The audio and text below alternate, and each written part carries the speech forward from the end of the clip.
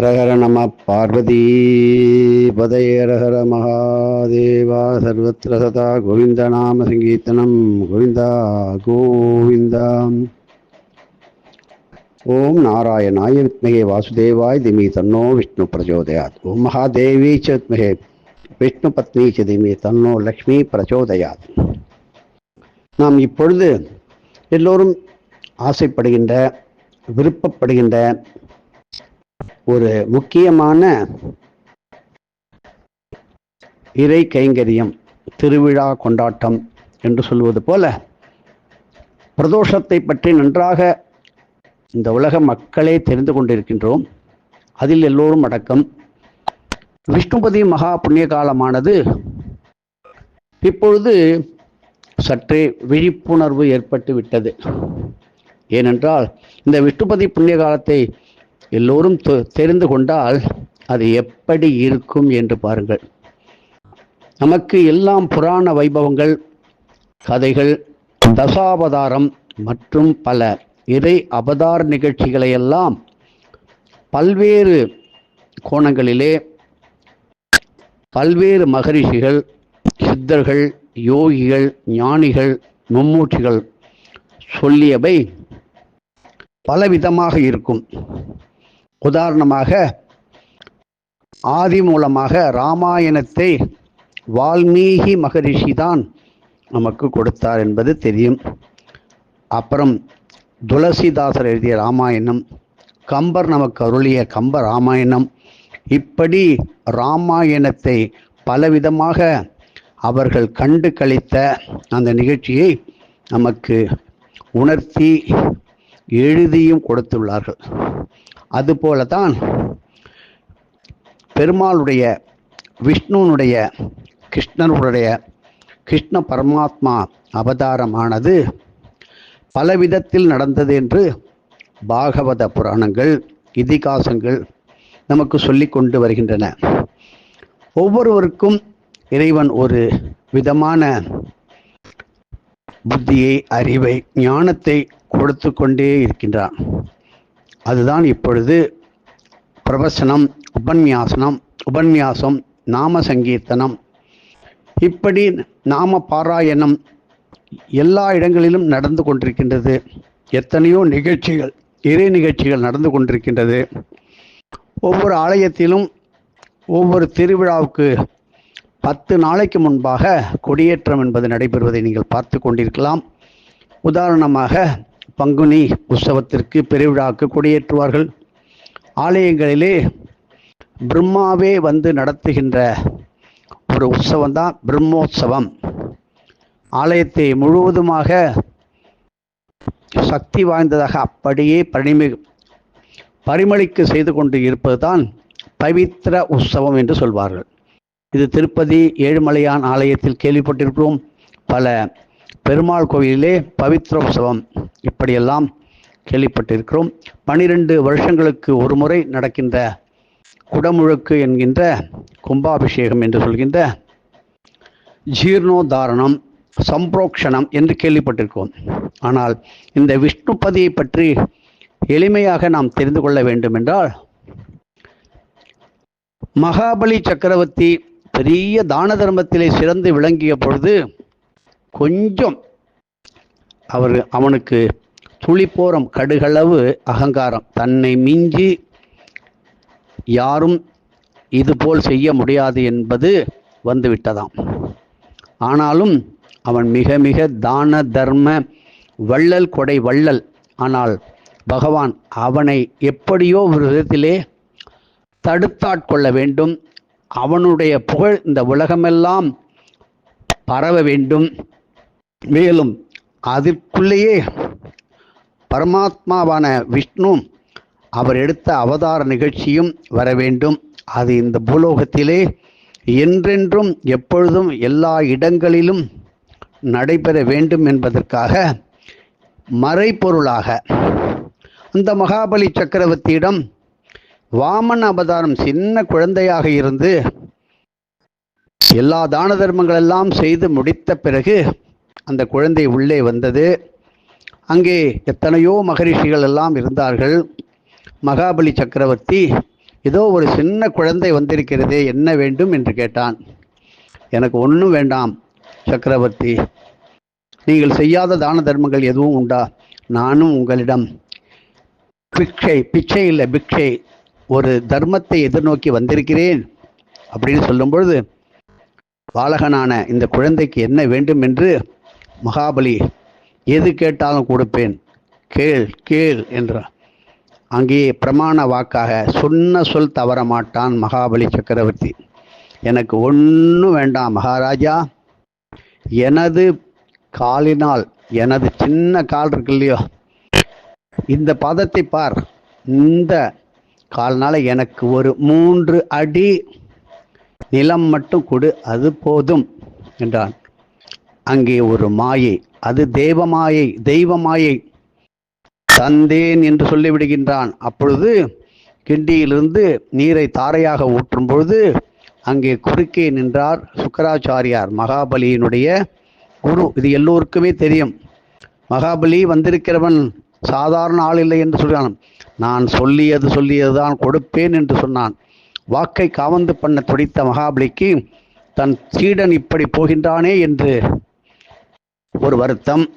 இப்பொழுது கொடுக்கும்போது தடுப்பவர்கள் எத்தனையோ பேர் இருக்கின்றார்களே, அதுபோல இப்பொழுது ஒரு தான தர்மம் நல்லது செய்யும் பொழுது பல பேர் இவனுக்கு கொடுக்காதே, அதை செய்யாதே, இதை செய்யாதே, இதை யாருக்கும் சொல்லாதே என்று இன்னும் நிகழ்ந்து கொண்டிருக்கின்றது. நல்லதை செய்ய விடமாட்டார்கள். ஆகையினால் இப்படி சுக்கராச்சாரியார் ஒரு சிறிய வண்டு உருவம் எடுத்து அந்த கிண்டியினுடைய அந்த நுழைவாயில், அந்த மூக்குக்குள்ள நுழைந்து விட்டார். ஜலமானது, தீர்த்தமானது, நீரானது வெளியில் வராமல் இருக்கும் பொழுது அந்த வாமன அவதாரம் எடுத்த மகாவிஷ்ணு இடுப்பில் இருந்த தர்பை புல் இருந்தது, அதை உள்ளே நுழைத்து ஒரு சற்றே அகற்றினார். அந்த வண்டும் அகன்று விட்டது. அப்பொழுது அந்த செய்த குற்றத்திற்காக சுக்கராச்சாரியாரின் ஒரு கண்ணானது ஊனமாகிவிட்டது. சுக்கராச்சாரியாருடைய கண் ஊனமாகிவிட்டது. அது அப்புறம் சுக்கராச்சாரியார் கதை தனியாக வைப்போம். இப்படி தந்தேன் என்று ஜலத்தை விடும் பொழுது பரமாத்மா வானலோகத்திற்கு கீழே ஒரு அடி வானத்தை நோக்கி தனது பாதத்தை உயர்த்தி வானலாவிய தூக்கி 2வது அடியை வைத்தார். மகாபலி, 2 அடி இடம் வைத்து விட்டேன், 3வது அடி எங்கே வைப்பது என்று கேட்கும்போது அங்குதான் நடந்தது. வானத்தை நோக்கி அந்த மகாவிஷ்ணுனுடைய பெரிய பாதம் பிரம்மலோகம் வரை சென்று விட்டது. அங்குதான் தேவர்கள், சித்தர்கள், மகரிஷிகள், யோகிகள், ஞானிகள் என்ன செய்தார்கள்? நாம் எல்லாம் இப்பொழுது சொல்கின்றோமே, பாத தரிசனம், பாப விமோச்சனம் என்று பிரம்மாதி தேவர்கள், மகரிஷிகள், சித்தர்கள், யோகிகள், ஞானிகள், மும்மூர்த்திகள், தேவாதி தேவதர்கள் அத்தனை பேரும் அந்த திருப்பாதத்திற்கு அந்த தேவலோக அபிஷேகம், திருமஞ்சனம்னு சொல்கிறோமே, அந்த அபிஷேகத்தை செய்து பரம ஆனந்தம் கொண்ட ஒரு நன்னாள் இந்த பூலோகத்திலே நாம் கொண்டாடி கொண்டிருக்கின்ற விஷ்ணுபதி புண்ணிய காலம் என்று வருகிறது. இது குறிப்பிட்ட 4 மாதங்கள். உத்தராயணத்திலே 2, வைகாசி மற்றும் மாசி. தட்சிணாயனத்திலே ஆவணி மாதம் மற்றும் கார்த்திகை மாதத்திலே வருகின்றது. இதை நாம் தரிசிக்கும் பொழுது முதலிலே நமது 7 ஜென்மங்களில் ஏதாவது அங்கு இங்கு தொற்றிக்கொண்டு இருக்கும் சில கர்மாக்கள், பாவங்கள், பித்திருக்கள் என்றால் என்ன? நமக்கு தாய் தந்தையர்கள் நீடோடி இப்பொழுதும் வாழ்ந்து கொண்டிருக்கின்றார்கள் என்று நினைக்கின்றோம். நாம் போன ஜென்மத்திலே நமது உறவினர்கள் நம்முடைய ஜென்மத்திலே விட்டு போன, செய்ய தவறிய எத்தனையோ கடமைகள் இருந்திருக்கும். வாயினால் சொன்ன தவறான பேச்சுக்களும் பித்திரு சாபங்களாக முடியும். நன்றாக தெரிந்து கொள்ளுங்கள். வாக்கு கொடுத்திருப்பாங்க, அந்த வாக்கை கவர்ந்து செய்யாமல் வரும்பொழுது அது பெரும் பித்திரு சாபத்தை ஏற்படுத்திவிடும். இப்படி நான் நல்லதை செய்கின்றேன் என்று ஒரு பிரமாணம் செய்வார்கள். உங்களை காவந்து பண்ணுகிறேன், இந்த ஊரை காவந்து செய்கின்றேன், இந்த நாட்டை காவந்து செய்கின்றேன் என்று சொல்வார்கள். நீங்கள் எல்லாம் பார்த்து கொண்டிருப்பீர்கள். அதில் சிறு தவறு ஏற்பட்டாலும் அதுவே மகா பித்ரு சாபமாக போய்விடுகிறது. ஆனாலும் இறைவன் கருணை பெருங்கடல், கருணாகரன், காருண்ய வள்ளல். அவர் இதற்கெல்லாம் ஒரு பரிகாரமாக, தீர்வாக, ஒரு நிரந்தரமான நல்ல பலன்களை தருவதற்கு தன்னை யார் ஒருவர் இப்படி விஷ்ணுபதி மகா புண்ணிய காலத்திலே வணங்கி, மனமாற வணங்கி, பெருமாளுக்கு என்ன தேவை? அபிஷேக பிரியகா சிவகா, அபிஷேகத்தால் சிவனை கொண்டாட வேண்டும்.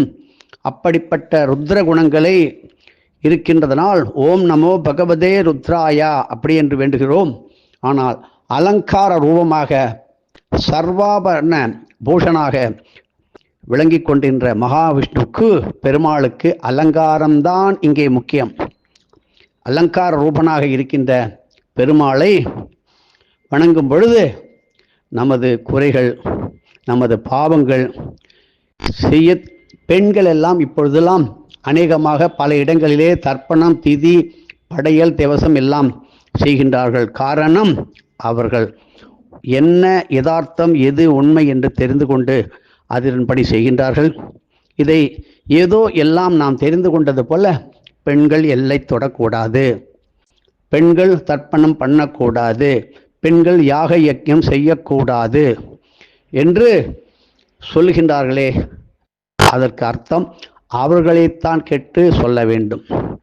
ஒரு கணவன் நித்திய அக்னிஹோத்திரம் செய்து கொண்டிருக்கும் பொழுது ஏதோ ஒரு காரணத்தால் அதை வெளியில் சென்றோ அவர் வர முடியாத நிலையில் இருந்தாலும் கூட அந்த அக்னியை பத்னியானவள் அதை சம்ரட்சணம் செய்து அந்த நித்திய அக்னிஹோத்திரத்தை இன்றும் இன்னைக்கும் காஞ்சிபுரத்தில் நிகழ்ந்து கொண்டிருக்கின்றதே. இத்தியக்னிஹோத்திரம் அனுஜானாதி எப்படி வந்தது?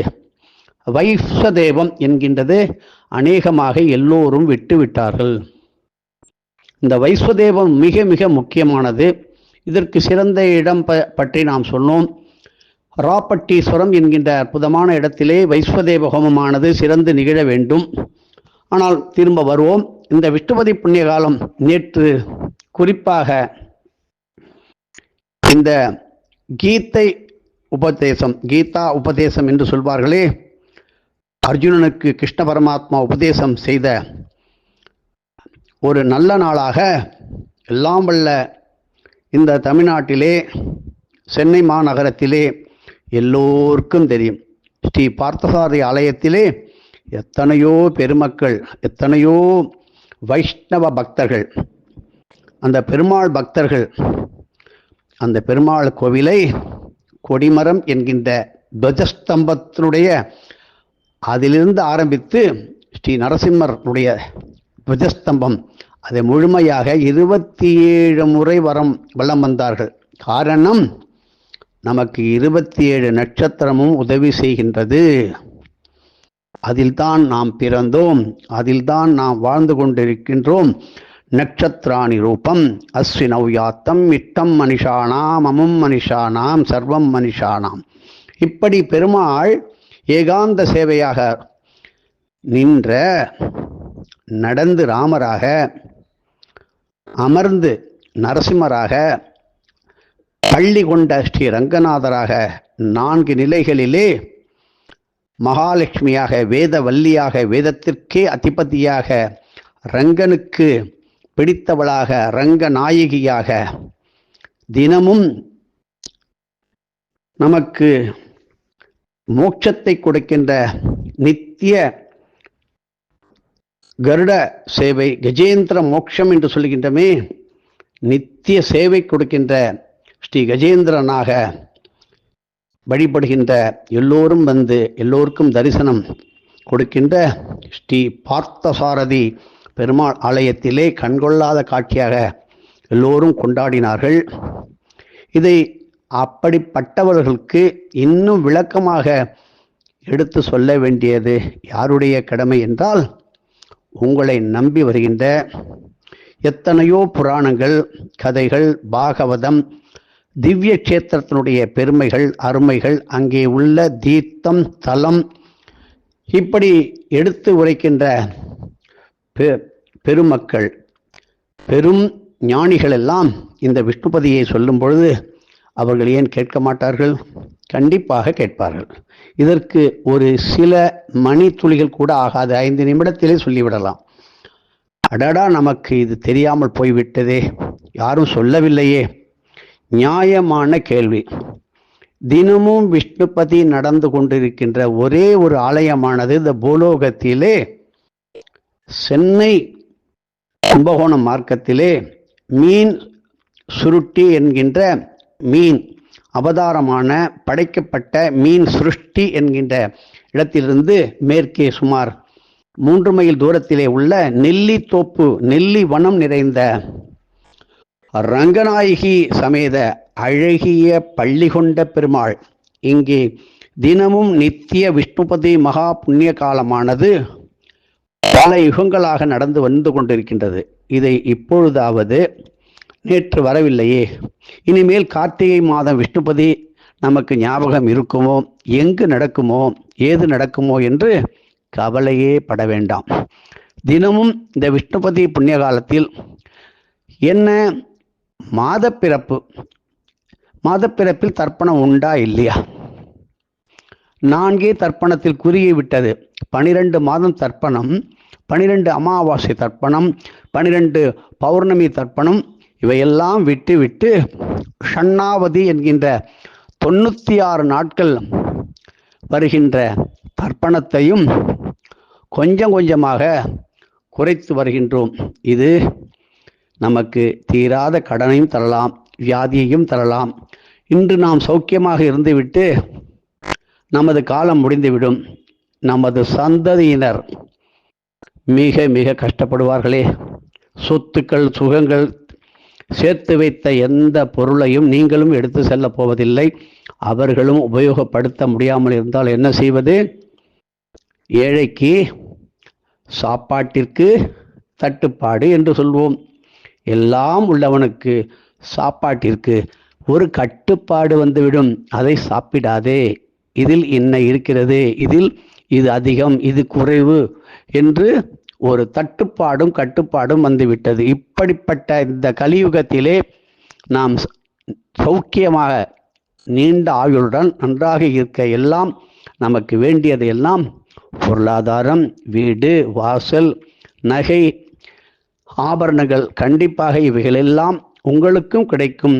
உங்களுடைய சந்ததியினர் அத்தனை பேருக்கும் இல்லை என்று சொல்லாமல் நீங்கள் வைத்துவிட்டு செல்லலாம்.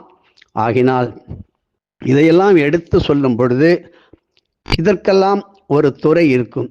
எந்த கோயிலையும் நிர்வகிக்கின்ற அரசாங்கமானது நடந்து கொண்டிருக்கும். இந்த அரசாங்கத்தை நடத்துகின்றவர்களும் இதை சொல்லிக்கொண்டு தான் இருக்கின்றார்கள். அவர்கள் இல்லை என்றால் இத்தனை ஆலயம் குடமுழக்கு நடந்திருக்குமா? இவ்வளவு விசேஷங்கள் நடந்திருக்குமா? இதை நாம் குறை சொல்வதற்கு நாம் செய்து பார்த்தால்தான் அதில் உள்ள சிரமங்கள், கஷ்டங்கள் எல்லாம் புரியுமே தவிர, கோவிலினுடைய சொத்துக்களை சூறையாடி அதை அனுபவித்து அந்த கோவிலுக்கு எத்தனையோ பேர் மூதாதையர் பல 100 தலைமுறைகளாக எழுதி வைத்திருந்த சொத்துக்களை எல்லாம் அபகரித்தோ அதை உபயோகித்து அந்த கோவிலுக்கு ஒரு தீபம், விளக்கு கூட போடாதவர்கள் எல்லாம் இருக்கின்றார்கள். அதை தான் பெரியவர்கள் கோவில் சொத்து குலநாசம். சில பேர் சொல்வார்கள் சிவன் சொத்து குலநாசம். சிவன் சொத்து சர்வ குலநாசம். பெருமாள் கொஞ்சம் விட்டு பிடிப்பார், அவ்வளவுதான். இப்படி நித்திய விஷ்ணுபதி புண்ணிய காலத்தை நீங்கள் தினமும் கொண்டாடலாம். உங்களுடைய வீட்டிலே செய்ய விட்ட தவறிய தர்ப்பணம், திவசம், சிரார்த்தம், படையல் இவைகளை நீங்கள் நெல்லித்தோப்பு என்கின்ற இடம், அணைக்கரை மீன் சுருட்டி அருகில் உள்ள, அதாவது கங்கை கொண்ட சோழபுரத்துக்கு மிக அருகில் உள்ள அந்த நெல்லித்தோப்பை ஞாபகம் வைத்துக் கொள்ளுங்கள். இதை பற்றி குறைந்தது ஒரு 35 வருடங்களாக எடுத்து உரைத்து சொல்லி சொல்லி சொல்லி இன்னும் மிக விமர்சையாக பல இடங்களிலே பெருமாள் ஆலயத்திலே கிராமங்களிலும் விஷ்ணுபதி புண்ணிய காலம் நேற்று கொண்டாடி மகிழ்ந்தார்கள். ராதா கல்யாண மகோத்சவம், சப்தமாதர் வழிபாடு, சப்த மங்கையர் வழிபாடு, கன்யா பூஜை, சுகன்யா பூஜை, கோபூஜை, அஸ்வ பூஜை, கஜ பூஜை என்று மிக மிக அற்புதமாக நேற்று நாதன் கோவில் என்கின்ற இடம் வானமாமலை மடத்திற்கு சொந்தமான இடத்திலே நாதன் கோயிலே மிக அற்புதமான பாலிகைகள், முளைப்பாரிகள் வைத்து அதை மிகவும் அற்புதமாக 5 விதமான ஹோமங்கள் நடந்து திவ்யமான முறையிலே முளைப்பாரிகளை அந்த காவிரி ஆற்றிலே விஜர்சனம் செய்து எல்லோருக்கும் வந்தவர்களுக்கெல்லாம் திவ்ய பிரசாதங்கள் வழங்கி இந்த ரோகிணி நட்சத்திரத்திலே பாண்டுரங்கன், பண்டையபுரத்தில் உள்ள பாண்டுரங்கன், ரகுமாயி, இப்படி பெருமாள் ஆலயத்திலே குறிப்பாக நேர்த்தி சென்னையிலே உள்ள பார்த்தசாரதி ஆலயம், மயிலாப்பூரில் உள்ள மயூரவல்லி சமேத ஸ்ரீ கேசவ பெருமாள், மாதவ பெருமாள் ஆலயமெல்லாம் கொண்டாடினார்கள் என்பதை கேட்கும் பொழுது இதனுடைய உண்மையை தெரிந்து கொண்டு விட்டார்கள். இனியும் யாரும் மறைக்க முடியாது. தனக்கே சொந்தம், தனக்கே சௌரியம் என்று சில பேர் சுயநலமாகவும் மற்றும் விஷயங்கள் தெரியாமல் தேவையற்றதை சொல்லிக்கொண்டு இன்றைய நாள், நாளைய நாள், நட்சத்திரம் எப்படி என்று தினமும் காலத்தை ஓட்டுகின்றோமே தவிர இன்னைக்கு நாம் என்ன செய்ய வேண்டும், நேற்று நாம் என்ன செய்தோம், எதை தவறினோம், இன்று எதையும் தவற விடக்கூடாது என்று நினைப்பதுதான். ததேவ லக்னம் சுதினம் ததேவா தாராபலம் சந்திரபலம் ததேவா வித்யாபலம் தெய்வபலம் ததேவா என்று சொல்வார்கள். இப்படி நீங்கள் விஷ்ணுபதி மகா புண்ணிய காலத்தில் ஆனந்தமாக வந்ததை நமது சர்க்குருமார்கள் அவரவர்கள் குரு, உதாரணமாக திருவண்ணாமலை ஆசிரமத்தை அமைத்து தனது குருவினுடைய சொல்படி எளிமையாக மக்களோடு மக்களாக வாழ்ந்து இதே பார்த்தசாரதி ஆலயத்திலே எல்லோருடன் சேர்ந்து வலம் வந்த சர்க்குரு ஸ்ரீல ஸ்ரீ வெங்கட்ராம சித்தரை நாம் இங்கே நினைவு கூற வேண்டும். ஏனென்றால் இதற்கெல்லாம் ஒவ்வொரு காரியத்திற்கும் சொல்வதற்கு ஒரு வாத்தியார், ஒரு குரு உண்டு. அப்படி அவரவர்களுக்கும் காஞ்சி மகா பிரியவாள் இந்த விஷ்ணுபதி புண்ணிய காலத்தை எடுத்து உரைத்ததை ஏனோ மறந்து விட்டார்கள். சொல்லாதவர்கள் கிடையாது. இப்பொழுது பல இடங்களிலே பரிகாரம் என்ற பெயரிலே ஆரம்பித்தால் பரவாயில்லை. ஜோதிடர்கள், ஆரூடக்காரர்கள், பிரசன்னம், நல்வாக்கு, அருள்வாக்கு சொல்கின்றவரெல்லாம் விஷ்ணுபதியை பற்றி சொல்ல வேண்டும். மக்களுக்கு ஒரு விழிப்பு உணர்வு வர வேண்டும். கண் கெட்ட பிறகு சூரிய நமஸ்காரம் பண்ணுவாளா? இப்படி நீங்கள் செய்யும் பொழுது உங்களுடைய சொல்லானது, சொல்வாக்கு, அருள்வாக்கு, ஜோதிஷம் நன்றாக பலிக்கும். இதை நாட்டை ஆளுகின்ற, மாநிலத்தை ஆளுகின்ற அந்த கோவிலுக்கு உள்ள துறையை சார்ந்தவர்கள், அதிகாரிகள், நாட்டையே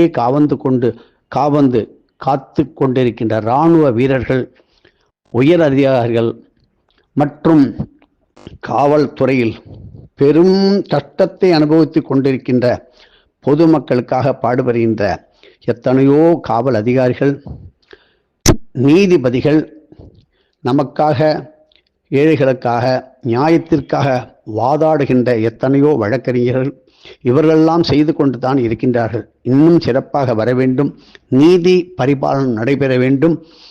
குறை ஒன்றும் இல்லை கோவிந்தா என்ற நிலை வர வேண்டும் என்பதற்காக பல வருடங்களாக ஸ்ரீ அகஸ்திய விஜயம் என்கின்ற அற்புதமாக, விளக்கமாக, மாத இதழாக உங்களது திருக்கரங்களிலே தவழ்ந்து கொண்டிருக்கிறது.